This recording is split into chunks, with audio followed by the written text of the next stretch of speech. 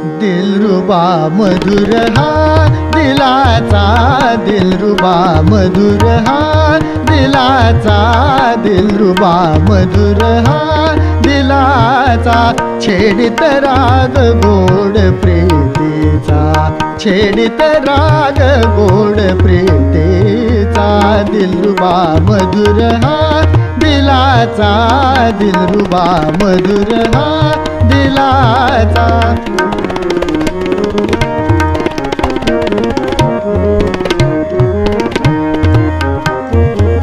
करीत साथ संसार संगीता, करीत साथ संसार संगीता, करीत साथ संसार संगीता, करीत साथ संसार संगीता, करीत साथ संसार संगीता, नाद सुखद तव हृदयाचा, दिलरुबा मधुर हा दिलाचा, दिलरुबा, दिलरुबा मधुर हा दिलाचा।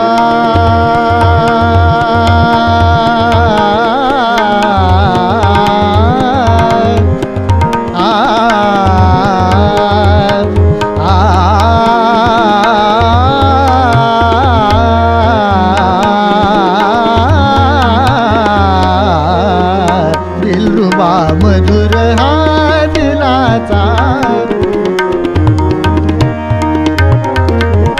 दिलरुबा मधुर हा दिलाचा।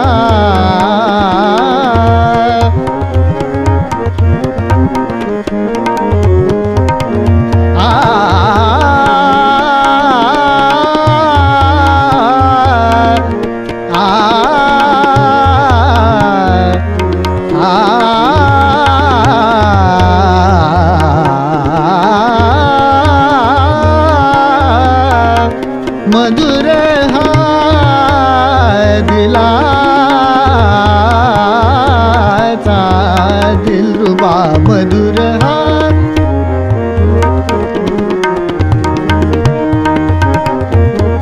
करीत साथ संसार संगीता, करीत साथ संसार संगीता,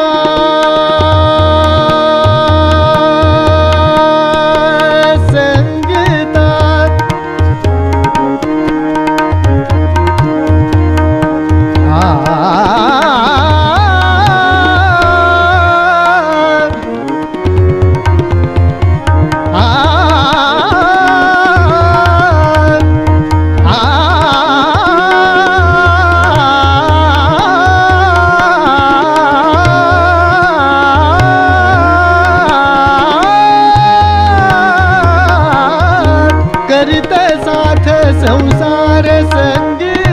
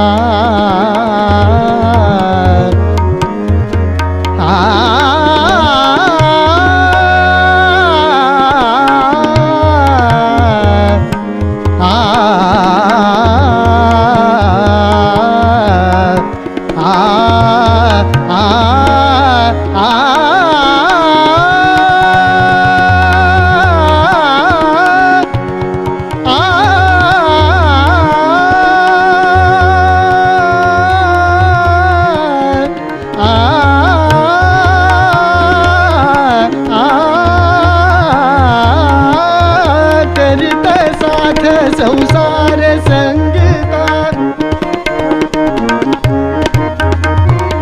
करीत साथ संसार संगीता, नाद सुखद तव हृदयाचा, दिलरुबा मधुर हा दिलाचा, दिलरुबा मधुर हा दिलाचा, छेडित राग गोड प्रीतीचा, छेडित राग गोड प्रीतीचा, छेडित राग गोड प्रीतीचा, दिलरुबा मधुर हा दिलाचा, दिलरुबा मधुर हा दिलाचा, दिलरुबा मधुर हा, मधुर हा, मधुर हा दिलाचा.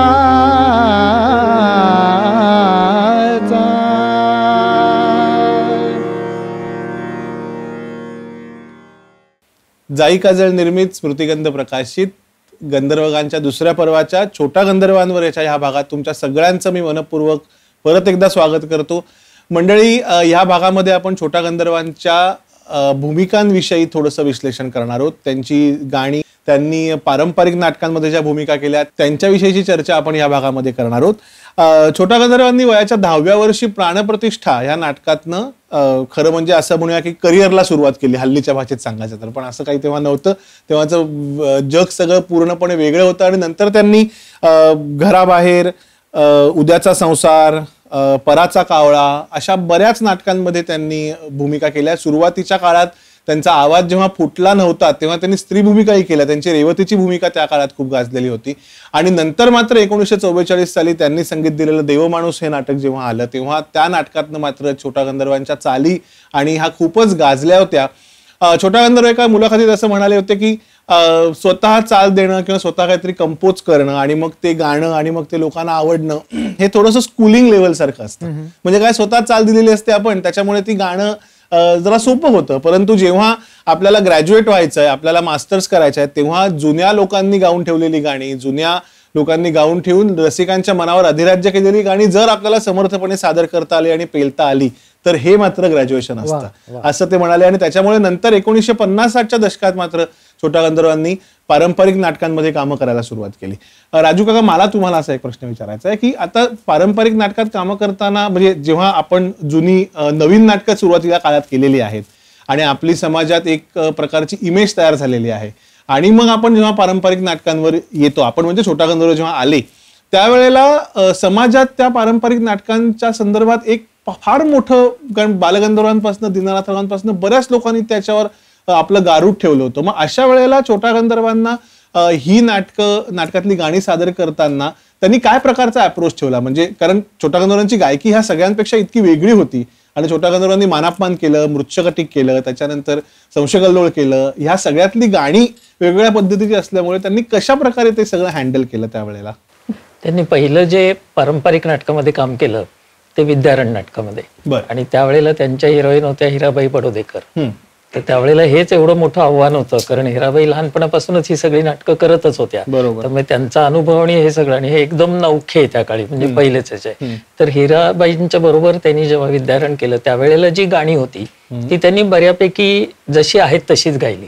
त्याच्यात त्यांनी फार फरक केला नाही. 2-3 गाण्यांमध्ये त्यांनी फरक केला, पण म्हणजे लोळत कच मुखमधुवरी त्याच्यावर त्यांनी थोडासा चेंज करून स्वतःचा छाप मारला होता की हे छोटा गंधर्व गायकीचं हे गाणं असं. पण बाकीची जी गाणी होती, विमलाधर किंवा पुरुष पात्र म्हणजे कच ह्या पात्राची, ती सगळी त्यांनी जशी पारंपरिक होती, तेजा नबी वगैरे वगैरे ही गाणी त्यांनी तशीच गायली. त्याच्यात त्यांनी खूप चेंजेस नाही केले, कारण त्या मनाने विद्यारण हे तसं खूप पॉप्युलर नाटक नव्हतं, म्हणजे कमी पॉप्युलर होतं. मग नंतर जेव्हा त्यांनी सौभद्र मानापांमध्ये सुरुवात केली, हे मला एकदा जयराम शिलेदारांनी सांगितलेला किस्सा आहे की मानापान या नाटकामध्ये पूर्वी चाली एकदा बदलल्या होत्या दीनानाथांनी, आणि मग त्याच्यानंतर हे सेकंड टाइम छोटा गंधर्वांनी बदलल्या.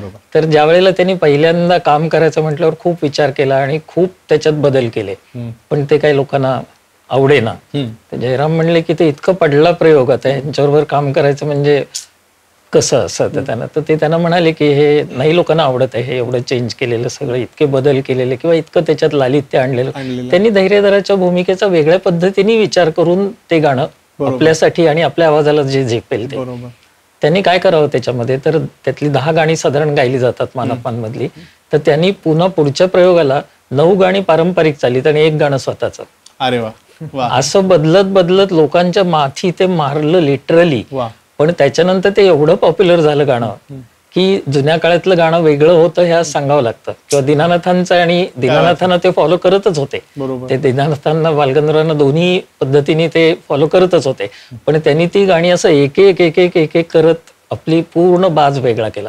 तसंच त्यांनी सौभद्राच्या बाबतीत केलं. आणि साधारण लोक भेटायला यायचे, त्यांचे मित्रमंडळी वगैरे असायचे, ते त्यांनाच विचारायचे आज तुला कुठलं गाणं ऐकायचंय. म्हणजे रोज 10च्या 10 गाणी ऐकली तर उद्या आपल्या नाटकाला कोणी येणार नाहीये, आपल्याकडे मटेरियल त्यांना वेगळं ऐकवायला नाही हे माहिती होतं.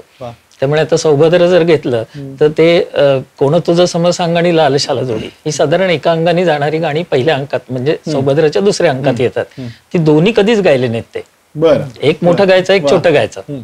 तिसऱ्या अंकामध्ये जी तिन्ही गाणी येतात म्हणजे बहुत दिनाचं भेटवलं हे गावं लागतं कारण तिथे मागे सीन चेंज आहे त्यामुळे. पण त्याच्यानंतरची 2 गाणी आहेत, प्रिय पहा किंवा नच सुंदरी, ही दोन्ही गाणी त्यांनी पूर्ण कधीच गायली नाहीत. एक छोटं गायचं, एक मोठं गायचंय आणि मग दुसऱ्या दिवशी दुसरं. म्हणजे ती अशी क्रेज ठेवून द्यायची की लोकांना उत्सुकता पाहिजे, उद्या कुठलं गाणं आपल्याला ऐकायला मिळेल, कसं ऐकायला मिळेल.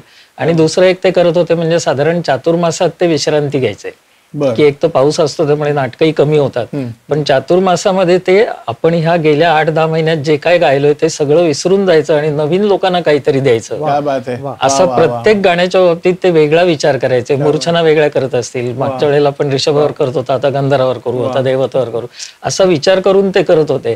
तसं जर आपण बघितलं तर त्यांची ही पारंपरिक नाटकांची कारकीर्द वयाच्या मानाने खूप कमी आहे.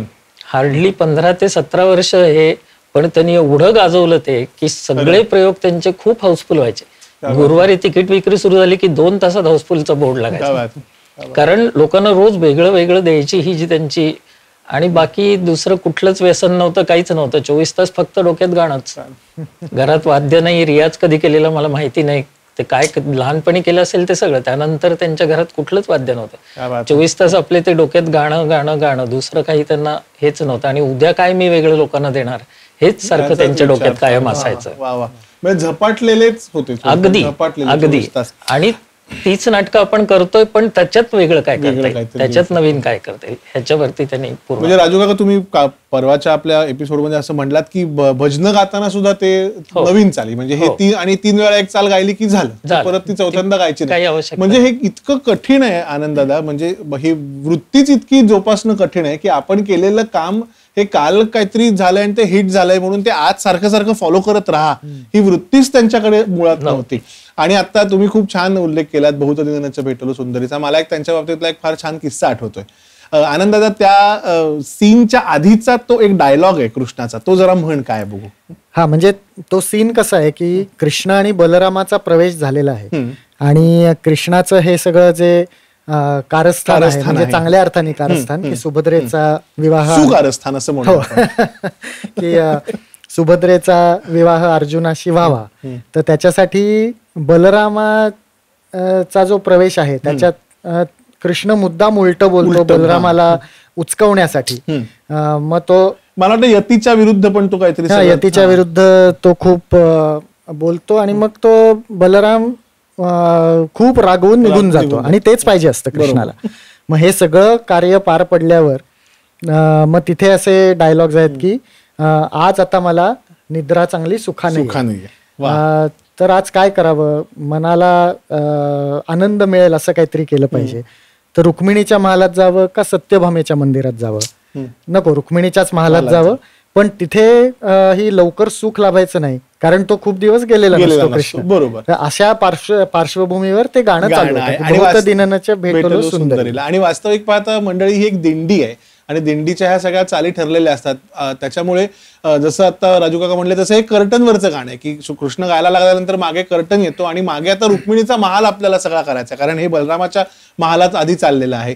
तर पूर्वी विंगेतनं मग सांगितलं जायचं गायकाला की अजून 5 मिनिटं का, 5 मिनिटं का, की मागे सेट लागतोय, अजून 5 मिनिटं का, 5 मिनिटं का. त्यामुळे ह्या चाली बदलल्या गेल्या. म्हणजे मग ही बागेश्रीची चाल झाली असेल त्यावेळेला आणि मग छोटा गंधर्व ही चाल गायचे. तर झालं असं की हे सगळं झाल्यानंतर मग कृष्णाची एक्झिट आहे, त्याच्यानंतर तो कर्टन वर जातो आणि रुक्मिणीचा महाल दिसतो आणि रुक्मिणी त्या मंचकावर ऑलरेडी पहुडलेली आहेच तिथे, असा ती प्रवेश तो सुरू होतो. पण जेव्हा छोटा गंधर्वांनी तिथे एंट्री घेतली तेव्हा तिथे ज्या रुक्मिणीचं काम करणाऱ्या पार्टी होत्या त्या नव्हत्याच, म्हणजे रुक्मिणी मंचकावरच नव्हती. म्हणजे आता रुक्मिणी नसल्यामुळे पुढचा सीनच होऊ शकत नाही, तो सुरूच होऊ शकत नाही सीन की तो रुक्मिणीची. म्हणजे करायचं काय? तर अशा वेळेला छोटा गंधर्वांनी प्रसंगावधान राखून इतकं छान म्हटलंय, त्यांनी इकडे तिकडे बघितलं आणि म्हणाले की अरे बापरे, मी भलत्याच महालात आलो बहुतेक. आणि हे लोकांनाही माहिती असल्यामुळे कळलं की वास्तविक हे एक टेक्निकल एरर आहे, म्हणजे आधीच्या वाक्याचा रेफरन्स घेऊन ते प्रसंगावधान त्यावेळी सुचणं आणि मग त्याच्यानंतर लोकांनाही कळलं की खरं टेक्निकल एरर आहे, पण छोट्या गंधर्वांनी किती छान पद्धतीने ती सांभाळून घेतली. मग त्यांनी परत एक्झिट घेतली, परत अंधार झाला, मग परत रुक्मिणी मंचावर आली आणि त्याच्यानंतर पुढचा प्रवेश सुरू झाला. म्हणजे मला असं वाटतं की टेक्निकल चुकीला मिळालेली ही एकमेव टाळी असेल. आणि त्यामुळे मला वाटतं की नट म्हणून प्रसंगावधान राखणं हे किती कठीण असतं. आनंददा, तू सौभद्रमध्ये कृष्णाचं काम 50-100 प्रयोग केलेला आहेस. तुला असा गमतीदार एखादा किस्सा आणि त्याच्यानंतर मग आता फरमाईश म्हणून विषय निघालाच तर बहुतदिनाचं भेटलो सुंदरीला जरा होऊन जाऊ दे असं म्हणेन मी. गमतीदार किस्से घडतात खूप. एक मला जो आठवतोय तो म्हणजे शेवटचा जो अगदी प्रवेश आहे की ज्याच्यात परत बलराम अतिशय चिडलेल्या मोडमध्ये आहे की कारण त्याला कोणीतरी येऊन सांगतं की सुभद्रेला घेऊन तो यती पळून गेला. बरोबर. म्हणजे त्याचं सगळं जे तो होप्स गेल्या म्हणजे म्हणतो की हे मी आधीच वर्तवलं. हो, हे मी आधीच वर्तवलेलं. मग तो अजून चिडतो आणि हा सगळा सीन चालू असताना एक मोबाईलवर कुठली तरी अतिशय फनी ट्यून असते ना, अशा टाईपची काहीतरी वाजली. तो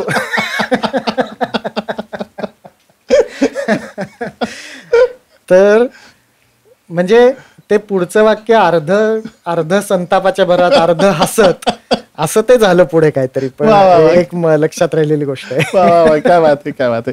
मला असं वाटतं आनंददा की आपण एकदा खास छोट्या गंधर्वांच्यासाठी हे गाणं घेऊया का? भेटलो सुंदरीला.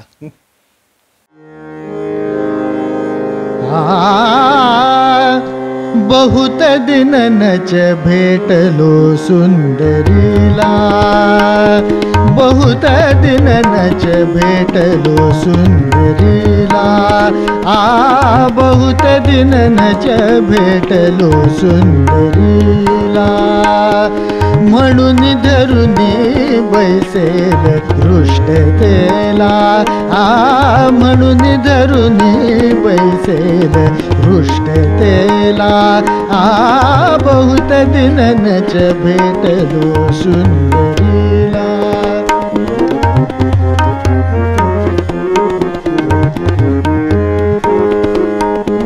करीन जेव्हा मी बहुत आजवाला, करीन जेव्हा मी बहुत आजवाला, करीन जेव्हा मी बहुत आजवाला, पात्र होईन मग मधुर सुहास्याला, पात्र होईन मग मधुर सुहास्याला, बहुत दिन नच भेटलो सुंदरीला.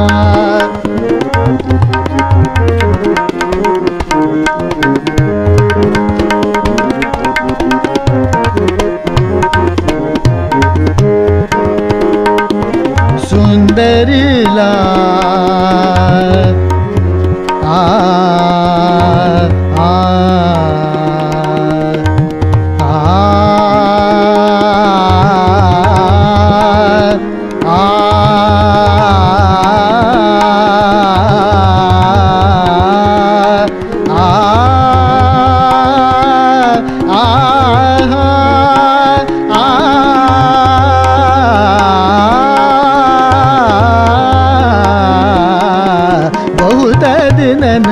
भेटलो सुंदरीला, बहुत दिन नच भेटलो सुंदरीला.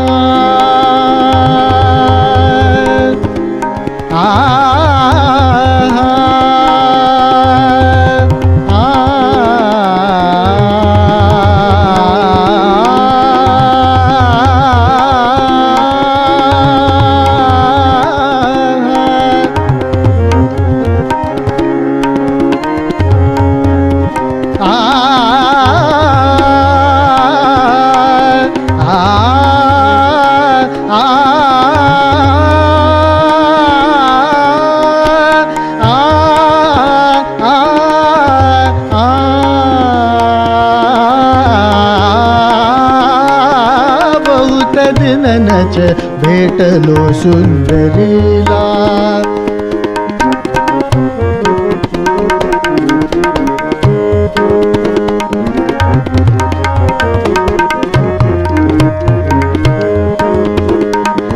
करीन जेव्हा मी बहुत आर्जवाला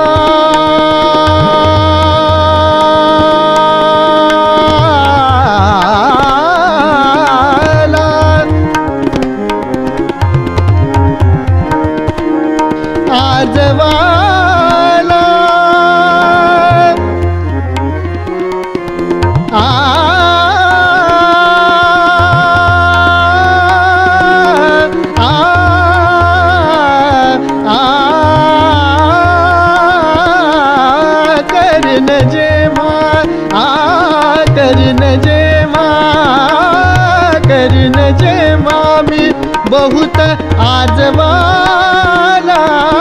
करीन जेव्हा मी बहुत आर्जवाला करीन जेव्हा मी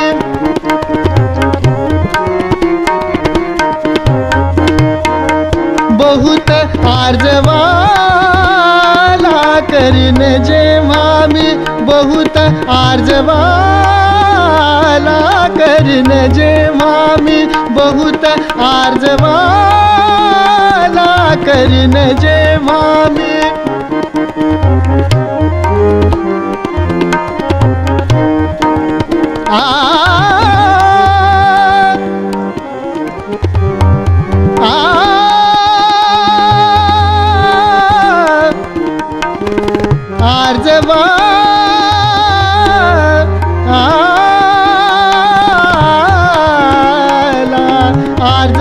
आर्जवाला करीन जेव्हा मी करीन जेव्हा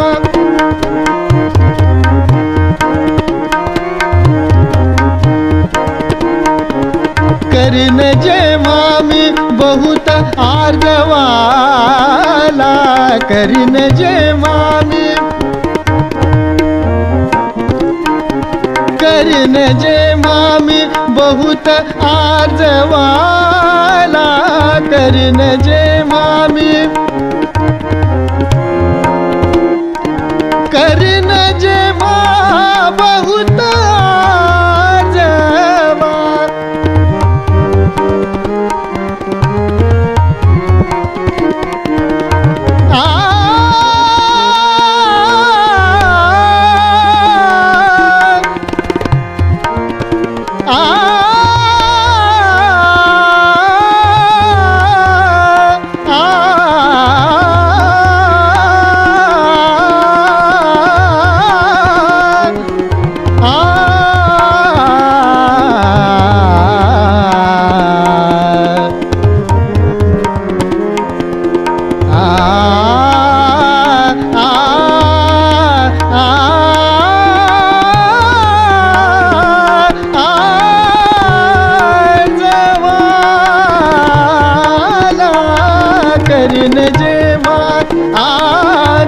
करीन जेव्हा करीन जेव्हा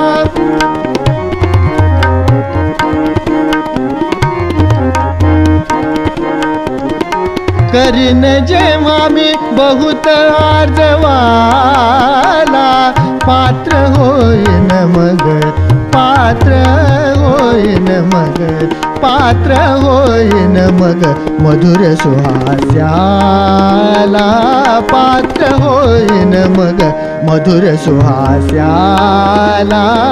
बहुत दिन नच भेटलो सुंदरीला बहुत दिन नच भेटलो सुंदरीला बहुत दिन नच भेटलो सुंदरीला बहुत दिन नच भेटलो सुंदरीला सुंदरीला सुंदरीला बहुत दिन नच भेटलो सुंदरीला बहुत दिन नच भेटलो सुंदरीला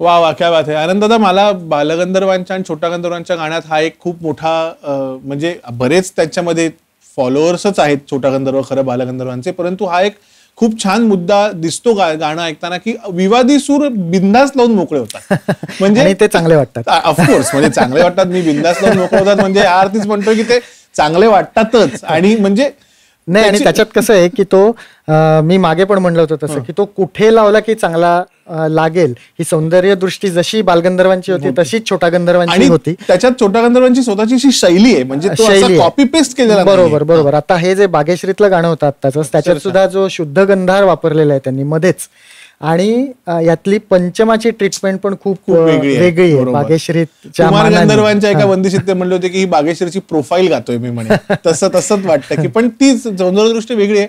आणि मला असं वाटतं आनंदानं आपण मराठीत असं म्हणतो की तो हाडाचा डॉक्टर आहे किंवा तो हाडाचा मेकॅनिक आहे. तसे काही लोक हाडाचे गायक असतात, काही लोकांना हाडाचे संगीतकार असतात. मात्र छोटा गंधर्वांच्या बाबतीत हे ठरवणं कठीण आहे की ते हाडाचे संगीतकार होते की हाडाचे गायक होते. कारण का राजू काका आज सकाळी आम्ही बसलो होतो तेव्हा असं बोलता पटकन म्हणले की नाही चाल, त्यांना आवडली ना की ते बदलून टाकायचे.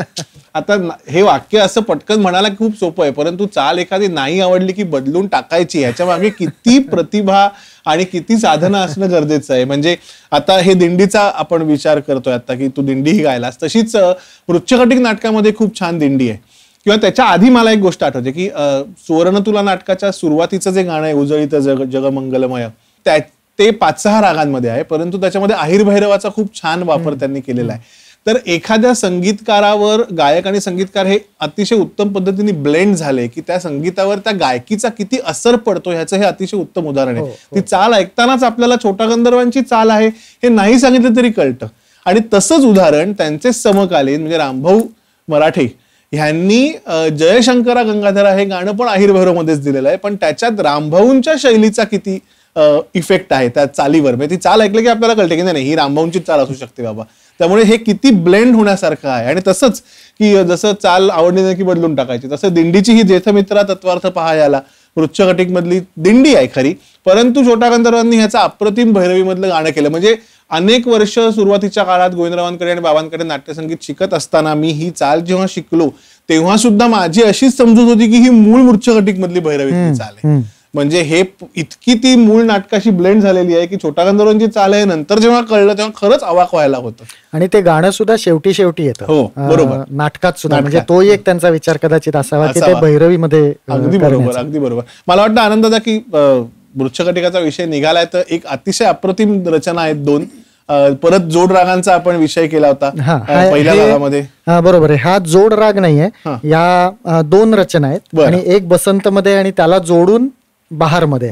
तर असं ते. आणि एक विशेष असं सांगायचं की पावसाशी रिलेटेड जी गाणी असतात तर जनरली मल्हार वगैरे वापरले जातात त्याच्यात, पण हे बसंत आणि बहार या रागांमध्ये पावसाचं वर्णन असलेली ही गाणी आहेत. त्यामुळे छोटी झलक आहे.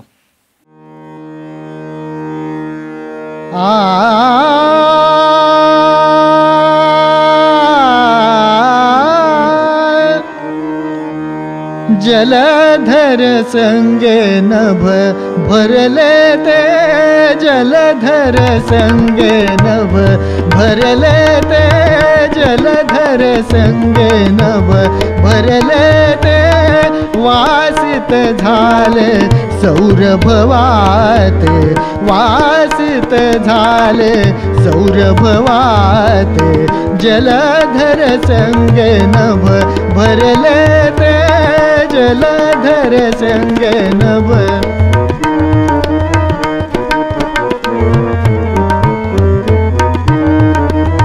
कांता जैसी प्रियतम पतिला, कांता जैसी प्रियतम पतिला, आलिंगन दे तशी ही चपला, आलिंगन दे तशी ही चपला, धावून वेगया मेघाला, प्रेमे आलिंगन बघ देते, जलधर संग नभ भरले ते.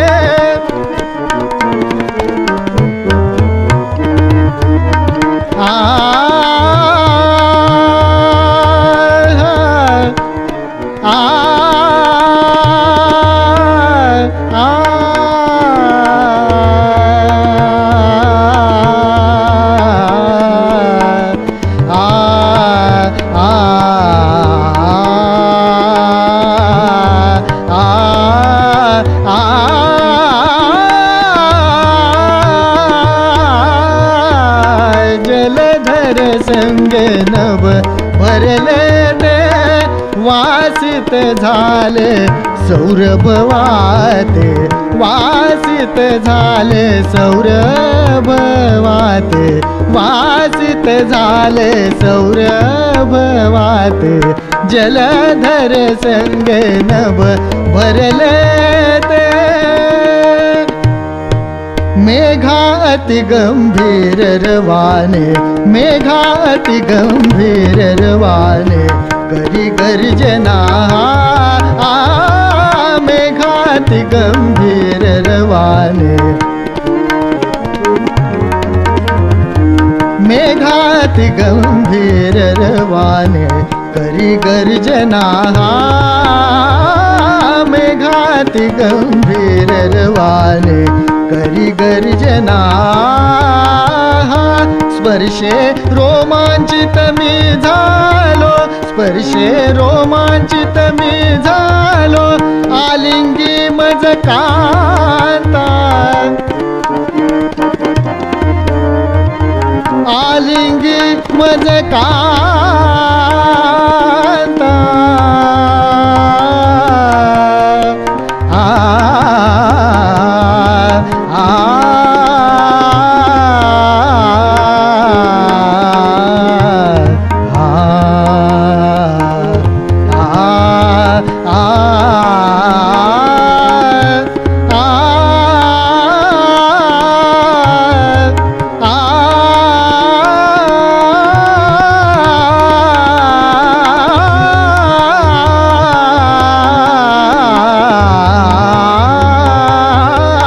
स्पर्शे रोमांचित मी झालो,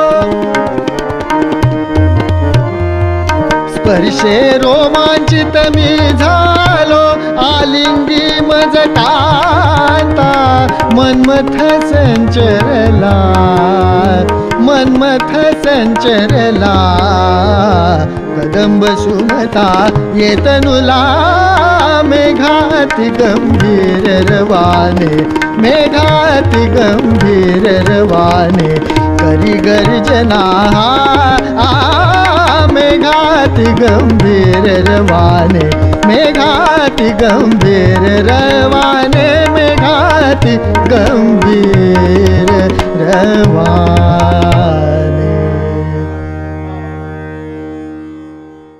वा वा, क्या बात आहे आनंद दादा. मला असं परत एकदा असं वाटतंय, म्हणजे राजू काका तुम्ही पण मला म्हणजे सांगा बरोबर आहे का नाही, की छोटा गंधर्व ज्या पद्धतीने गाणं शिकले त्यांच्या गुरूंकडनं ते फक्त संस्कारांच्या माध्यमातून शिकले. म्हणजे छोटा गंधर्व एका ठिकाणी असं म्हणाले होते की मी सुद्धा विद्यादान जे करतो किंवा ज्यांना गाणं शिकवतो त्यांच्या समोर बसून मी भरपूर गातो. म्हणजे काय होतं, ते गाणं समोरच्या मनावर बिंबवलं जातं. म्हणजे समोरच्याकडनं गाऊन घेण्यापेक्षा त्याच्या मनावर ते गाणं बिंबवलं जर गेलं तर ते जास्ती चांगल्या पद्धतीने शिकवता येतं आणि तसंच त्या पद्धतीनेच त्यांनी गाणं शिकले ते. तर आनंददादा, संगीत रंगभूमीचा सुवर्णकाळ म्हणजे बालगंधर्वांनंतर जर टिकवला कोणी असेल तर त्या छोटा गंधर्वांचा अतिशय महत्वाचा आणि मोलाचा वाटा आहे. आणि तो टिकवण्याच्या मागे मला वाटतं ते ज्या पद्धतीने जे गाणं शिकले त्या पद्धतीनेच त्यांनी रसिकांच्या मनावर हे गाणं बिंबवलं. फक्त रसिकांसाठीच भरपूर भरपूर भरपूर भरपूर गायले एवढंच त्यांनी केलं आणि त्याच्यामुळे आज महाराष्ट्रामध्ये आपल्या सगळ्यांच्या मनात त्यांचं गाणं इतकं ठासून भरलेलं आहे असं मला वाटतं. तर हे खूप मोठ्या कलाकाराचं लक्षण आहे म्हणजे.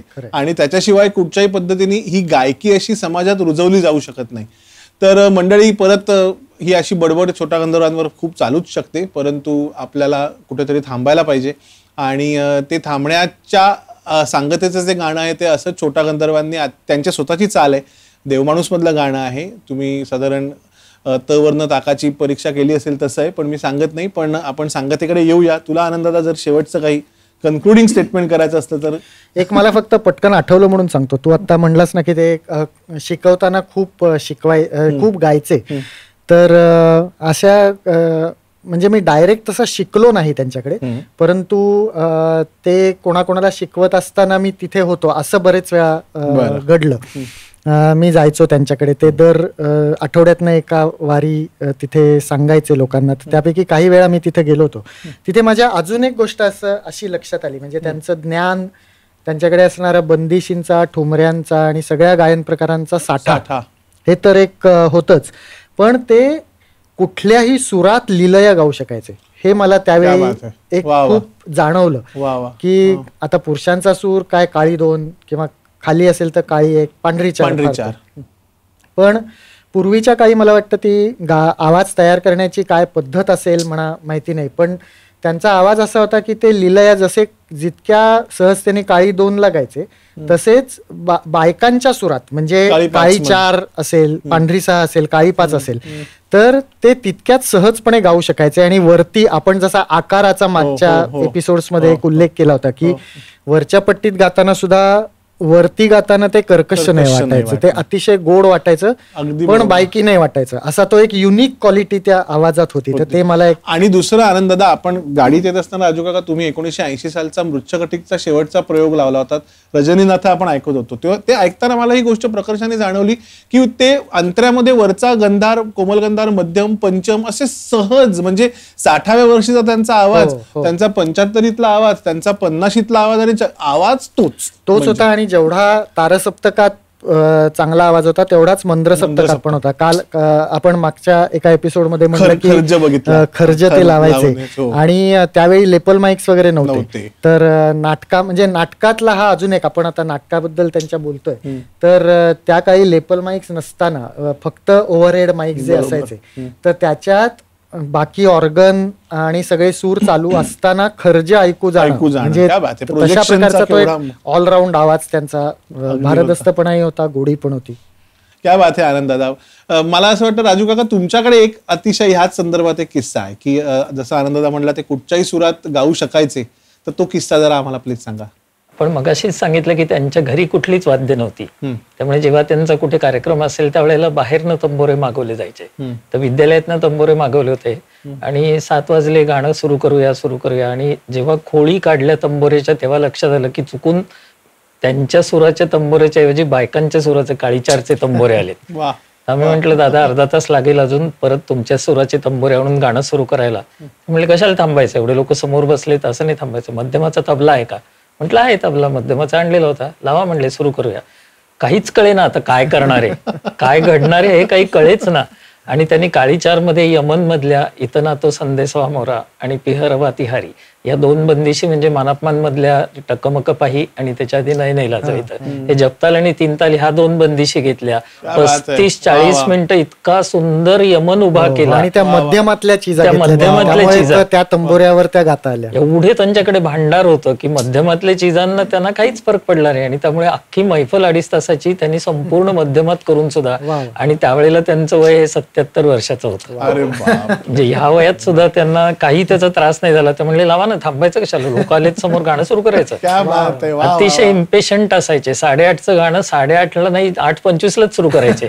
त्यामुळे उशिरा येतील त्यांचं बुडलं तर बुडलं, आपण वेळेवर सुरू करायचं. क्या बात आहे, क्या बात आहे. अतिशय अजरामर अशा सगळ्या आठवणी आहेत आणि महाराष्ट्राच्या स्मृतीपटलावरनं मला असं वाटत नाही छोटा गंधर्व कधी आपण कोणी विसरू शकू.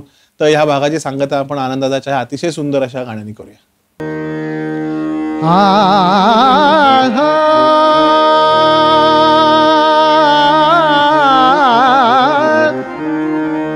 चांद माझा हासरा, चांद माझा हासरा, चांद माझा हासरा, चांद माझा हासरा, चांद माझा हासरा, नाचवी कसा प्रेम सागरा, नाचवी कसा प्रेम सागरा, प्रीत लहरी ये भरा, प्रीत लहरी ये भरा, चांद माझा हासरा, चांद माझा, चांद माझा, चांद माझा, चांद माझा, चांद माझा हासरा.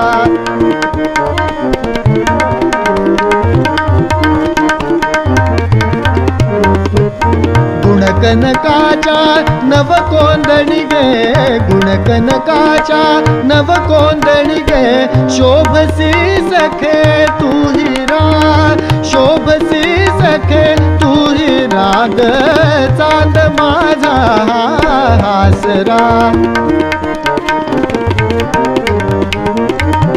चांद माझा हासरा, नाचवी कसा प्रेम सागरा, नाचवी कसा प्रेम सागरा.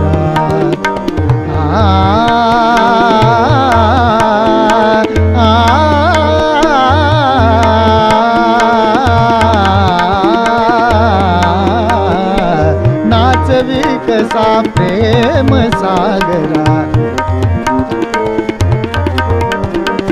नाचवी कसा प्रेम सागरा. प्रीत लहरी ये भरा, प्रीत लहरी ये भरा, चांद माझा हासरा, चांद माझा हासरा, चांद माझा, चांद माझा, चांद माझा हासरा.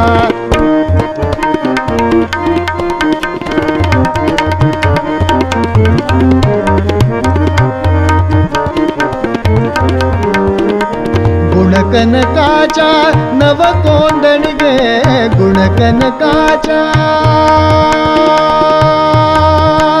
कनकाच्या,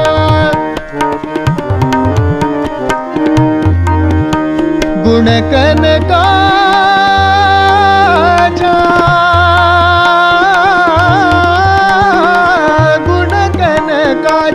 गुणकनकाच्या, गुणकनकाच्या,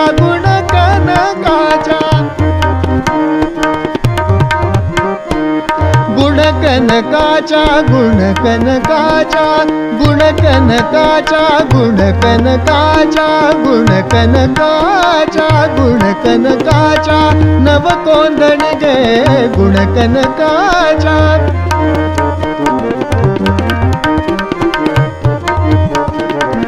गुणकनकाच्या नव कोंदणी गे, गुणकनकाच्या नव कोंदणी गे, गुणकनकाच्या नव कोंदणी गे, गुणकनकाच्या.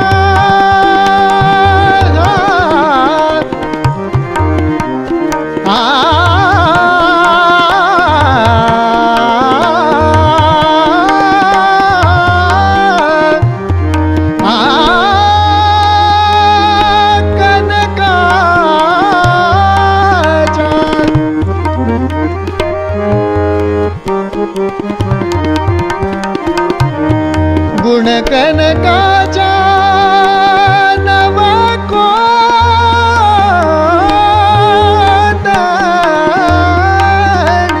गुणकनकाच्या.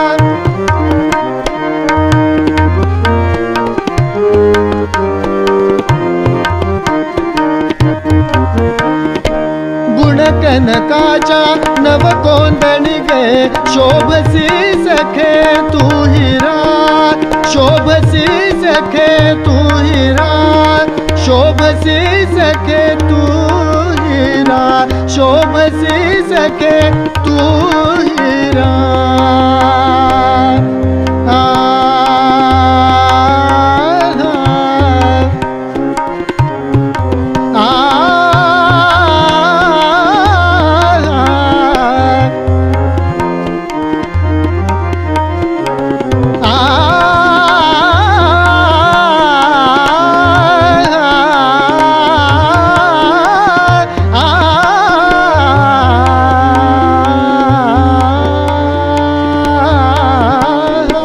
गुणकनकाच्या नव कोंदणी गे, गुणकनकाच्या नव कोंदणी गे, शोभसी सखे तू हिरा, शोभसी सखे तू हिरा ग. चांद माझा हासरा, चांद माझा, चांद माझा, चांद माझा हासरा, चांद माझा, चांद माझा, चांद माझा, चांद माझा, चांद माझा हासरा. चांद माझा हा हासरा, चांद माझा हा हासरा, चांद माझा हा हासरा, चांद माझा हा हासरा, चांद माझा हा हासरा, चांद माझा, चांद माझा, चांद माझा हा, चांद माझा हा, चांद माझा हा हासरा, चांद माझा हा हासरा, नाचवी कसा प्रेम सागरा, प्रीत लहरी ये भरा, चांद माझा हा हासरा, चांद माझा, चांद माझा, चांद माझा हा हासरा.